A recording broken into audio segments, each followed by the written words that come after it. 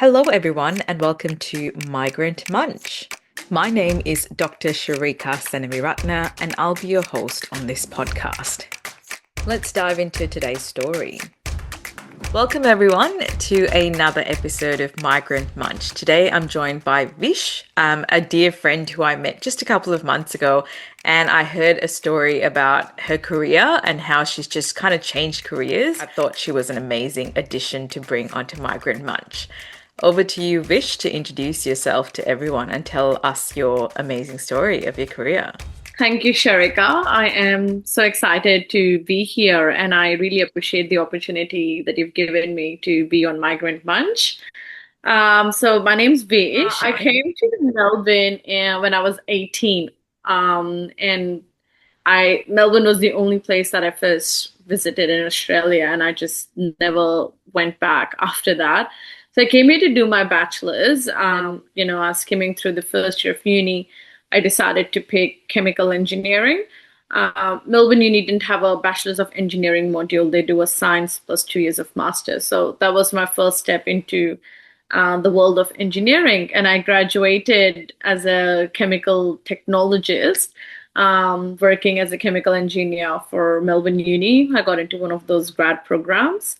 And it was a good run until the lockdown happened. But having said that, I did struggle at uni just to balance the cultural difference coming from India. Never really had stepped out of my, family house and my comfort zone. So uni wasn't the easiest journey. I did struggle with a few subjects, but finally, after a lot of struggle and a little bit of hard work, it took me about 4.5 years to graduate, and I finished and was able to get a job. And I was working as a lab technologist, assisting all the PhD students in their projects.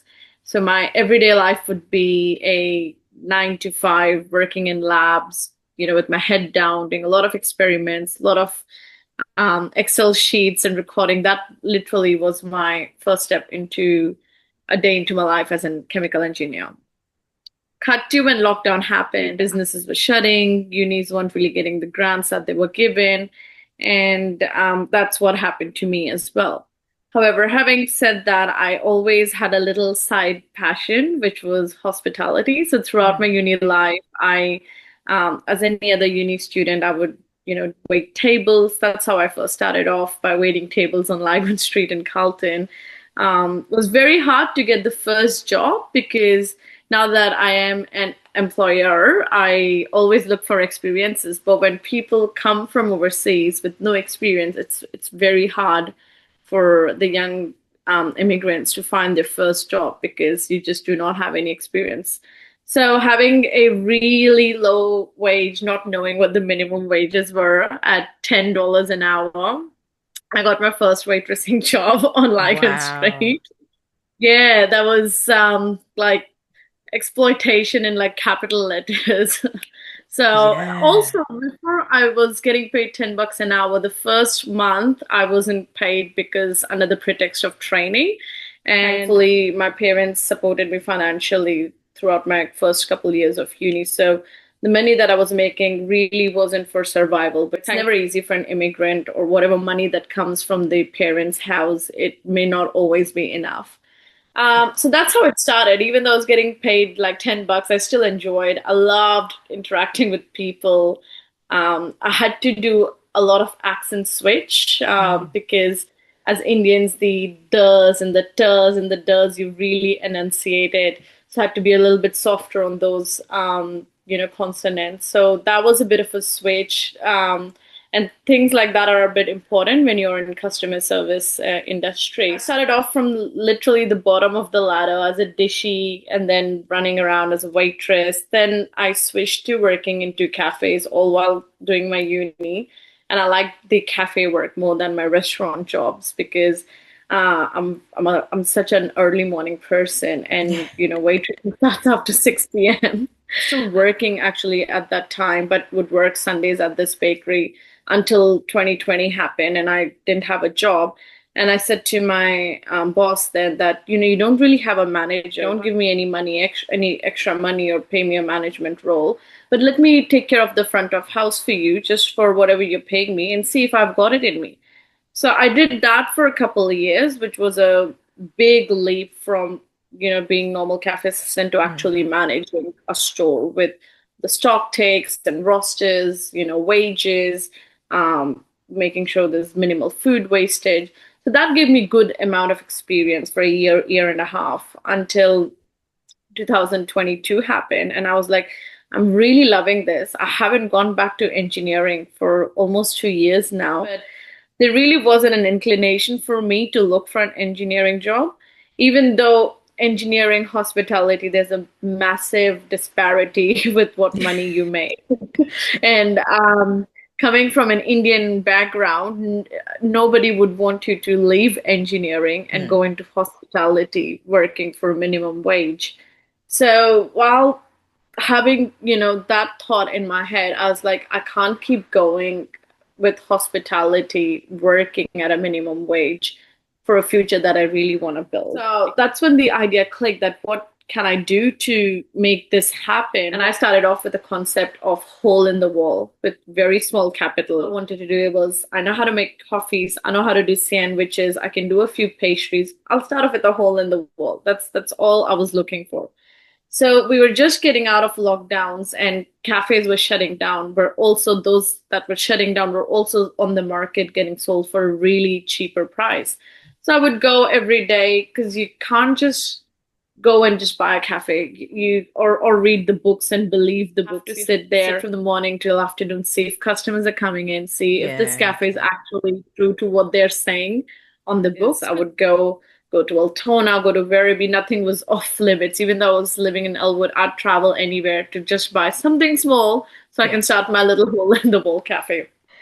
And I had almost finalized this hole in the wall in Richmond. And I was like, this is almost a good to go. Just when I was about to, or a few steps away from sealing the deal, my boss, where I was working at the bakery, his partnership fell apart with whoever he was partnered with at that Mm. time. And I was already managing the store. I knew the in and out. I also knew the numbers. I was like, this could be like, this was something I wasn't expecting.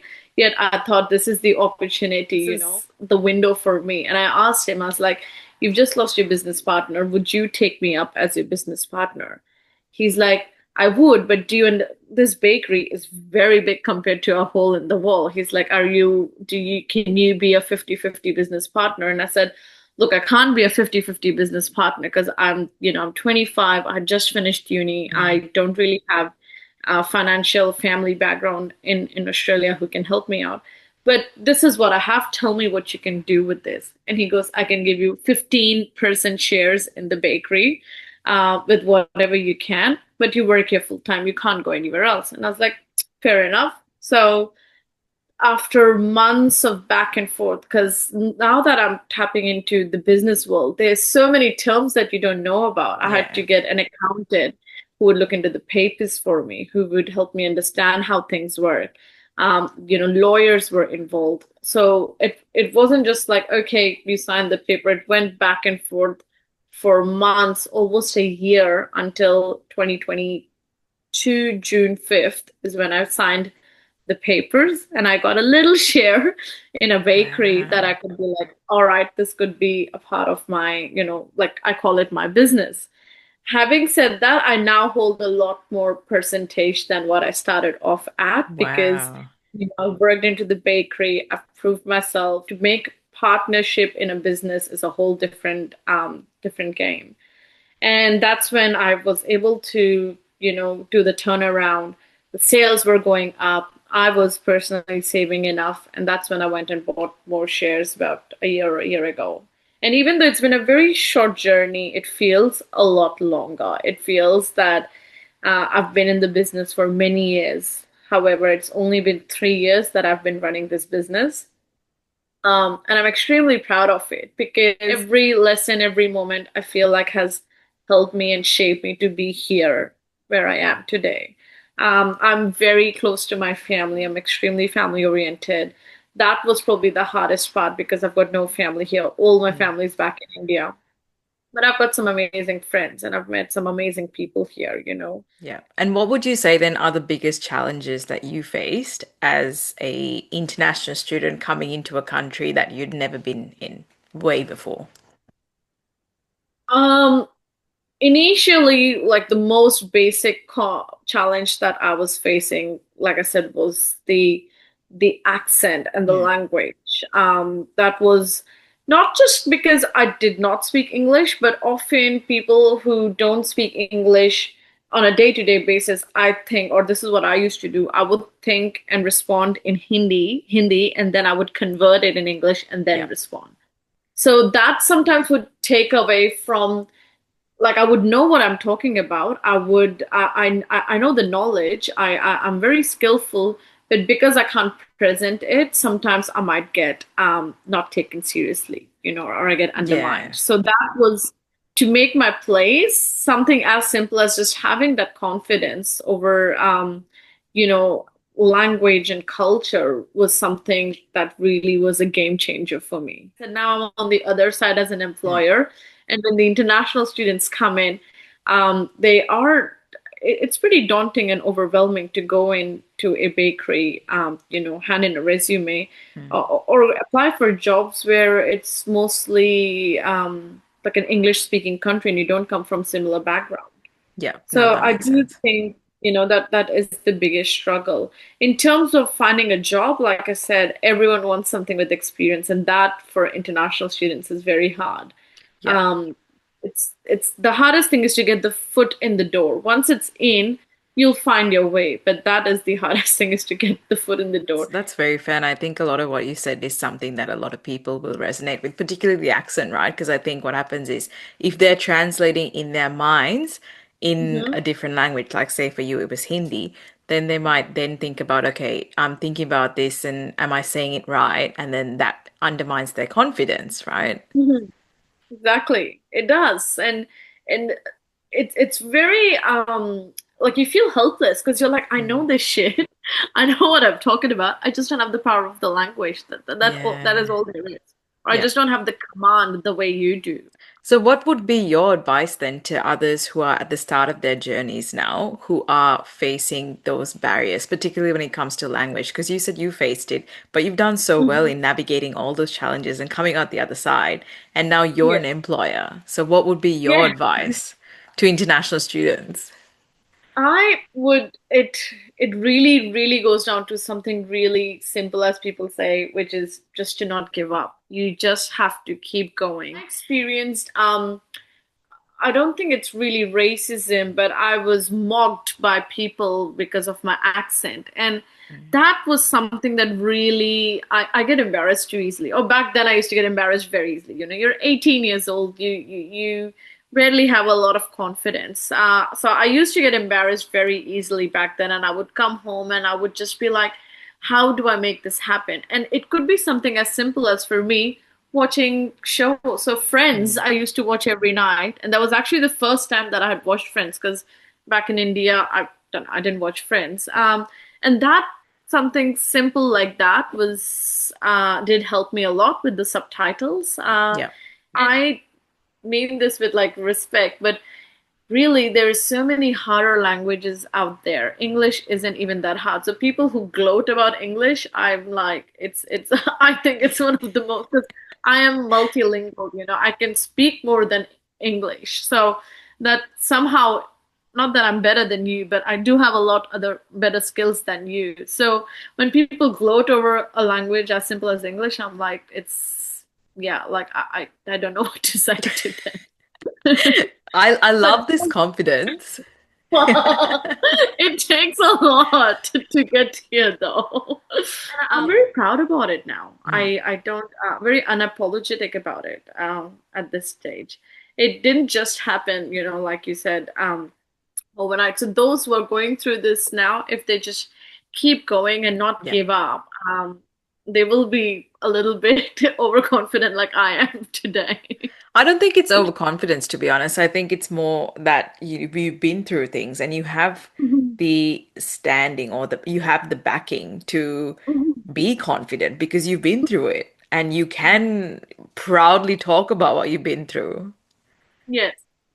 Yeah, yeah. Now, experiences are amazing. All like in Australia is the country which taught me that more than the education, it's the experiences that matter. Whereas in India, it's the other way around. I'm the least educated in my family, and for my parents, that was like, what is this? Like they were like, you're just a graduate in bachelor's. Like, it's such a huge deal in India because education is like the topmost thing. Whereas Australia taught me that education is good, it is needed, but it's also the experience that you have with it is extremely of importance. So all my standing that I have today, a lot of it is because of my life experiences, my work experiences. That's a very important lesson to all international students and new migrants that you've got to keep going, even if people are saying things and even if you're not feeling very confident, because you will end up on the other side like yourself and like me as well. And you'll be like, wow, I went through all of that and I survived it. Maybe so. Exactly. Because they were at the same time, I had so many friends who went back and they didn't finish Mm, what they started or couldn't finish their, the little goals that they had. And your heart really reaches out for them because, they have the potential. They really could. It's really just a matter of finding the right tribe as well sometimes. It took me yeah. a very long time to find the right tribe. I've lost a lot of friends in Mm, in my 13 years of being in Australia because eventually you just wake up and you're like, this isn't right. The casual comments about skin tones or looks is just not on. And that really shattered my confidence back then. I was very aware of the color of my skin, which I never used to be. Having moved to Australia also made me tap into that I'm a person of color. And I've made my peace with it. yeah. Even today, on a daily basis, there could be something really small or snide comments that I might get, and it doesn't bother me anymore, but it's very much there. It Mm, is, and eventually, I've learned that when you come home, it's really that peaceful sleep is of so much importance, and that purely comes from when you're at peace with yourself. yeah. You cannot let people's opinions, little snide comments and stuff like that get to you. It's going to be difficult. It's not going to happen just like that, but it once it happens, it's your life will change. You will be at much more ease and peace. I feel like you've given me and, our listeners a lot of lessons that they can carry with them if they are at the start of their journey, even in the middle or even at the end where they can stop and actually reflect. Like things like just, being okay with the uncertainty of, what you'll face and just sort of not caring too much about what other people think all the time and just being confident in your own abilities a little bit. I think that's something else that you mentioned. And finding a good support system and Yeah. being okay with the fact that that support system can change over time. Like you said, you lost That was friends. so well put. That is exactly what I was trying to say.